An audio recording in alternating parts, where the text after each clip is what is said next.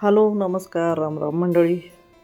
कसे आहात तुम्ही सगळे? आपल्या वनश्री विला व्लॉग्स या यूट्यूब चॅनलमध्ये तुमचे खूप खूप स्वागत.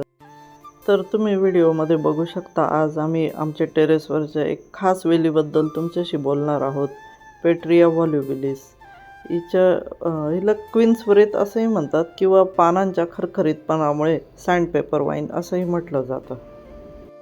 टेरेसवरची ही लव्हेंडर फुलांची सरमिसळ खरंच खूप सुरेख दिसते आहे. जसे आपल्याला या सुंदर फुलांचं आकर्षण वाटते, तसेच मधमाशाही तिथे घोंगावत असतात. या वेलीची खासियत म्हणजे लव्हेंडर किंवा जांभळट फुलांचे लोंबकळणारे घोस, आणि एकदा बहर आला की संपूर्ण वेल फुलांनी अगदी झाकली जाते. आणि साधारण उन्हाळ्यात आणि उष्ण हवामानात ही वेल खूप छान वाढते. खूप कमी देखभालीमध्ये पण ही वेल छान वाढते आणि टेरेस गार्डनसाठी अगदी परफेक्ट आहे असं मला वाटतं. या वेलीच्या बेसिक रिक्वायरमेंट म्हणजे भरपूर सूर्यप्रकाश आणि चांगला पाणी निचरा होणारी माती. ही वेल कुठून आणली होती तू? ही ना मी नाशिकहून राका नर्सरी तिथून रोप आणलं होतं. होतं का? हां, कारण मला आधीपासून ते लव्हेंडर फुलांचं खूपच आकर्षण छानच होतं. दिसतात. हां, दुर्मिळ वाटतात ते. हो मंडळी, आता आम्ही आमच्या टेरेसवर पसरलेल्या चिकूच्या झाडाकडे वळलो आहोत. हे झाड जरी खाली जमिनीवर उगवलेले असले तरी हे टेरेसवर इतके पसरलेले आहे की अगदी म्हणजे आमची वनश्रीसुद्धा चिकू तोडू शकते, इतके सोपं आहे. आणि यावर्षी तर इतके चिकू लागलेत की अगदी पानागणिक आहेत, म्हणजे त्यांची मोजदातच नाही आहे. अर्थात दरवर्षी इतके चिकू लागतच असतात आणि आता आम्ही चिकू खाऊन खाऊन अगदी तृप्त झालो आहोत. त्याच्यामुळे शक्यतो वानवळा देणे आणि पक्ष्यांसाठी आम्ही सोडून देतो बरेच चिकू. तर आज इथे आम्ही चिकूची पहिली हार्वेस्टिंग पण केलेली आहे. आणि हे बघा, जे फळ पिकायला आलेले असतं ते थोडंसं असं रोटेट केलं की लगेच तुटतं, आणि तिथून मात्र ना, जिथे देठ असतो ना तिथून चीक बाहेर येतो, तर तो आपल्या हाताला नाही लागू द्यायचा. म्हणून अशी पाण्याने भरलेली बादली आम्ही आणून ठेवतो आणि चिकू तोडून डायरेक्ट त्या पाण्यात टाकत असतो. तर आता इथे बाबा आणि मी चिकू उतरवण्याचं काम करत आहोत. तर मंडळी, हे 30-35 वर्षापूर्वी आणलेलं छोटंसं रोप होतं चिकूचं, आणि हळूहळू इतकं वाढलं की आता टेरेसचा एक पूर्ण कोपरा त्याने व्यापला आहे. आणि आम्ही त्याला शक्यतोवर नैसर्गिक पद्धतीनेच वाढू दिलं, त्याच्यामुळे फांद्या छान पसरलेल्या आहेत उन्हाच्या दिशेने.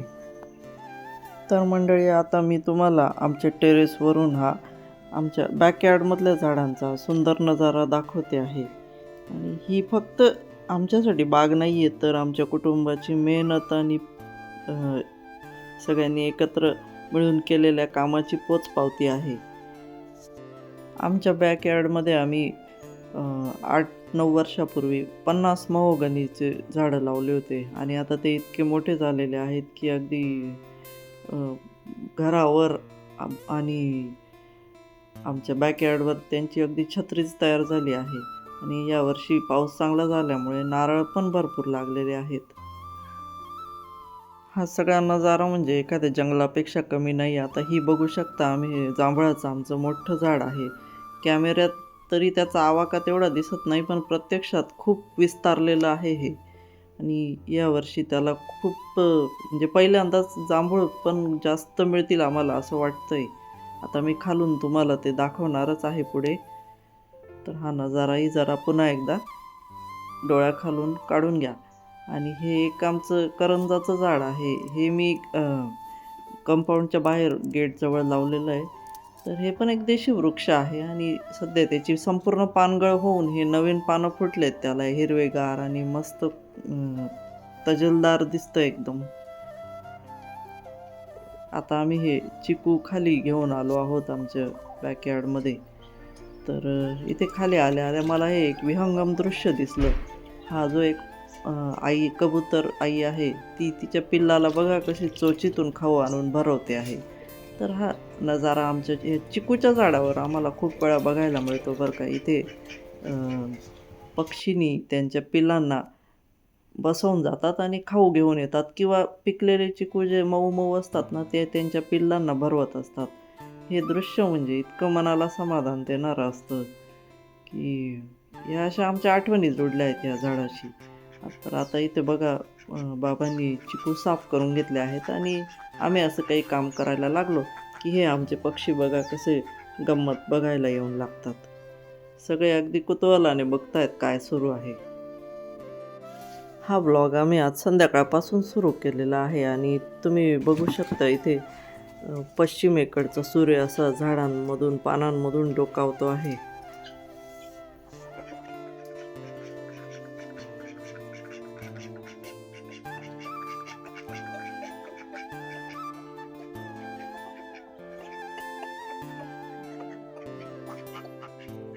ए अरे ते आमचं आहे रे, ए दादू आमचं आहे ना ते, नको रे.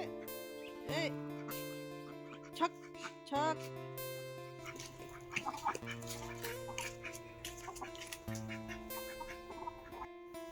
आमच्या बॅकयार्डमधल्या जांभळाच्या या झाडाला यावर्षी खूप सुंदर बहर आला आहे. पूर्ण झाड अगदी छोट्या छोट्या जांभळाच्या फळांनी भरून गेलेलं आहे. दरवर्षी खूप कमी फळं लागायचे, पण हे पहिलंच वर्ष आहे की असं पानागणिक म्हणता येईल हा. जांभूळ दिसतायत. बर खूप आहेत हा. झाडावर पण फुलांचं. जांभूळ जरी येत नव्हते तरी त्याची दाट आणि थंडावा देणारी सावली म्हणजे खरंच झाड हवं असं वाटतं आपल्याला ते. असं कधी तोडून टाकू बुवा असं नाही, कधी नाही. मनात आलं नाही आपल्या. आणि जे खूप गोड पण होते जांभळं, थोडेसे हा. जरी मिळाले हा 5-25 यायचे बुवा. 5-25 यायचे, पण ते ते खूपच पण गोड म्हणजे हे करून द्यायचे व समाधान आपलं समाधान करून द्यायचे. आणि जेव्हा आपण विकत आणायचो बाजारात. तेव्हा सगळे आंबट आंबट. कधी पण चांगलं निघालं नाही. हा. त्याच्यामुळे ते हे आनंद देणार होते बुवा. हा. थोडे जरी आता असायचे. आम्हाला थोडीशी आशा जागृत झालेली आहे आमची की यंदा भरपूर जांभळं खायला मिळतील. बरोबर. हो ना. तर आणि दुसरी गोष्ट म्हणजे हे झाड इतकं दाट झालंय, मोठं आणि दाट, की सकाळी सकाळी इतके पक्षी याच्यावर छोटे येतात. छोटे पक्षी असतात ते. बुलबुल, चिमण्या, शिंजीर आणि असे अनेक छोटे छोटे पक्षी अशी सकाळी नुसती लगबग चालते आणि त्यांचे विणीच्या हंगामात त्यांचे घर पण बांधतात ते या झाडावर. तसंच आता आमच्या आंब्याच्या झाडालाही कैऱ्या लागायला सुरुवात झालेली आहे आणि असं त्या झाडाखालून जाताना एक त्याचा छान आंबट असा वास येतो. तर असं आंब्याची आता आस लागायला सुरुवात होऊन जाते बघ. आणि कसं असतं, आपण लावलेलं झाड आणि त्याला आलेलं फळ आणि त्याचा आस्वाद घेणं ही एक वेगळीच मजा असते. त्याच्यामुळे ज्याच्याकडे जेवढी जागा असेल त्याने शक्य असेल तर असं काहीतरी फळझाड वगैरे नक्कीच जतन करावं. तर मंडळी आता इथे बघा, ही विहिरीवर एक कवर बांधण्याचं काम सुरू आहे. तर त्याचं कारण असं की आमची खोडकर वनश्री जी आहे ती सारखी विहिरीकडे जायची आणि म्हणून आम्ही ही विहीर जाळी टाकून पॅक केली. पण मग आता तिने नवीन खेळ सुरू केला होता की ती या जाळीतून विहिरीमध्ये खडे टाकत राहायची. तर त्याच्यामुळे आता ही बघा, आम्ही साडीचे 2 सारखे भाग करून आणि ती आडवी शिवून घेतली आणि ते कवर आता इथे चारी कोपऱ्यांना बांधण्याचं काम सुरू आहे. आणि तसंच विहिरीच्या वर आंब्याचंही झाड आहे ना, मग त्या आंब्याचा मोर आणि आंब्याचे पानही विहिरीत पडायचे. तर आता ती स्वच्छही राहील विहीर. तर एक तेही काम होऊन गेलं, कामात काम, वनश्रीच्या खोडकरपणामुळे म्हणता येईल.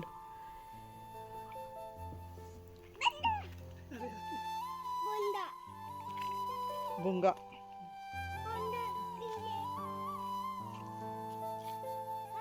भुंगा. तर मंडळी आज इथे आमची ही मादी हंस तेजस, तिचा अंडे उबवण्याचा आज 10वा दिवस आहे. 10 दिवस ती उठलीच नाही आहे बरं का मंडळी अंड्यांवरून. तर असं होतं, मी ऐकलं आहे की 10 दिवस कंप्लीट झाल्यावरती जेवायला पाणी प्यायला वगैरे उठते. आणि हा इथे आमचा नर हंस राजस एकटाच फिरत असतो बिचारा, खूप बोर होऊन जातो, थोडा नाराज पण असतो तो. आता इथे बघा, इथे आमच्या पक्ष्यांसाठी बाबांनी यांचा खाऊ तयार करून आणला आहे. हा बघा, इथे खाऊ म्हणजे बाजारातून जे मिळेल भाजीपाला, हिरवा पालक, भेंडी, टोमॅटो, गिलके पण आहेत. तर असं जे भाजीपाला मिळेल ते घेऊन येतो सगळं एकत्र आणि तो बारीक कापून त्यांना टाकून दिला की ते मस्त आवडीने खातात. मंडळी, आज आम्ही आमच्या हंसाच्या अंड्यांचा कॅन्डलिंग टेस्ट पण करणार आहोत. म्हणजे तू काय करशील? म्हणजे ना, कॅन्डलिंग टेस्ट म्हणजे अंड्याच्या आत काय चालू आहे हे प्रखर प्रकाशातून, असं म्हणजे टॉर्चच्या लाईटमधून बघणे. सोनोग्राफी सारखंच आहे ते. हा, एक प्रकारे तसंच म्हणता येईल. तर याच्यामुळे आपल्याला कळतं की अंड फर्टिलाइज्ड आहे का, त्यात एम्ब्रिओ वाढतोय की अंड रिकामं आहे असं. आणि मग नंतर तर हे साधारण कसं आहे, आपण अंडे उबवायला ठेवले की 10व्या दिवशी केलं जातं हंसांच्या अंड्यांसाठी. कोंबडीसाठी 5व्या दिवशी पण केलं तरी चालतं. तर आता हे म्हणजे असं त्याला ना एकदम डार्क रूम लागतो, तर तशाच याच्यात आम्ही चेक केलं. पण मग इथे कसं आहे, डार्क रूममध्ये ना आम्ही काय करतोय हे कॅमेऱ्यात दिसतच नव्हतं अजिबात. म्हणून मी काय करते हे फक्त दाखवण्यासाठी आम्ही लाईट लावून घेतलेलं आहे. तर आता बघ इथे हे 6 अंडे दिले होते हे आपल्या हंसने टोटल. तर आमच्या ह्या ज्या टेस्ट केली त्याच्यात फक्त 3 अंड्यांमध्ये आम्हाला एम्ब्रिओ दिसला. आणि म्हणजे एम्ब्रिओ म्हणजे कसं, तिथे असं एक काळा ठिपका दिसला, त्याच्या अवतीभोवती नसांचं व्हेन्सचं जाळं दिसलं, म्हणजे त्याला रक्तपुरवठा सुरू झालेला आहे असं त्याचा अर्थ होतं. आणि असं मला ना त्या 1-2 अंड्यांमध्ये हालचाल पण दिसली त्या काळ्या ठिपक्याची.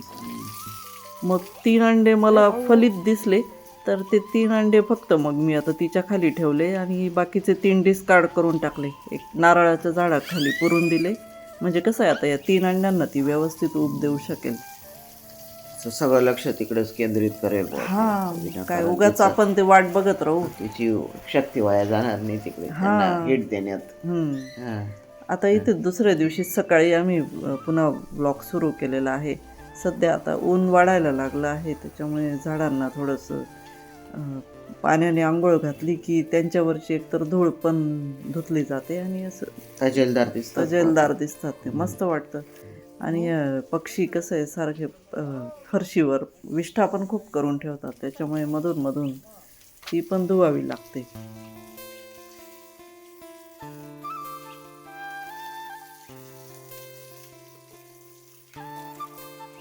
पाणी सुरू झालं की आमच्या वनश्रीला असा उत्साह येतो, सगळी ओलिवून जाते. हो ना, उन्हाळा राव हिवाळा, इतकं थंडगार पाणी असतं. ते विहिरीचं पाणी लावलेलं होतं मी, तिला त्याचं काहीच वाटत नाही. हो ना, तिला आवरण्यासाठी एक माणूस लागतो आमच्याकडे, तेव्हा पुढचे काम होतात पुढचे, नाही तर मग सगळं जागच्या जागेवर राहतं.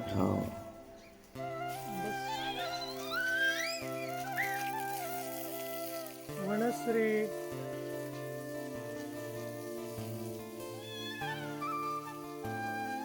खराब आहे.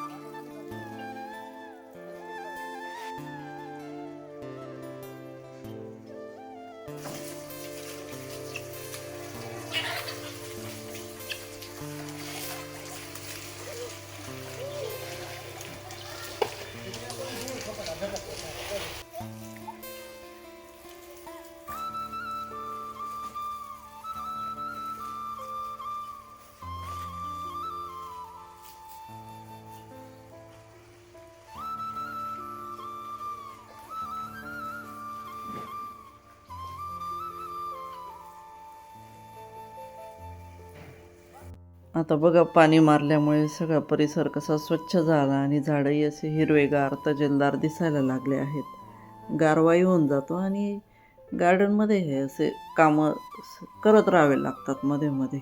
आपला व्यायामही होतो आणि काम असं पूर्णत्वास गेल्याचं एक समाधान मिळतं. बसून राहण्यापेक्षा चांगलं आहे. आता फरशी स्वच्छ झाली, छान वाटते. यानंतर वनश्रीला डायरेक्ट आंघोळीला नेलं आणि मग जेवण वगैरे आटोपून मी हॉस्पिटलला गेल्यामुळे मग बाकी काही दिवसभराचं शूट तर घेतलं नाही.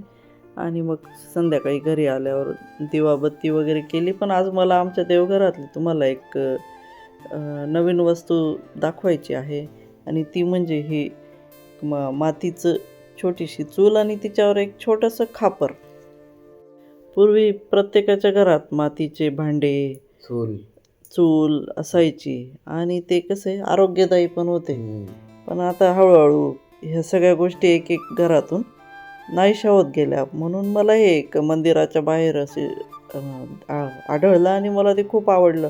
तर चला म्हटलं आपण त्या परंपरेची एक प्रतिकात्मक म्हणून ही चूल आपण घेऊया आणि कुठे ठेवायची म्हटलं. मग मी देवघरात ठेवली.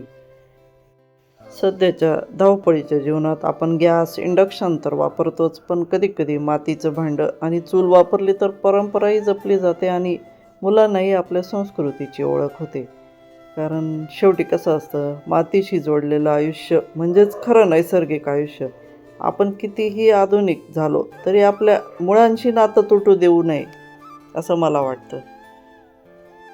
घरात कोणाला खोकला येत असेल तर आम्ही कॉफ सिरपला पर्याय म्हणून हा असा रामबाण काढा बनवत असतो.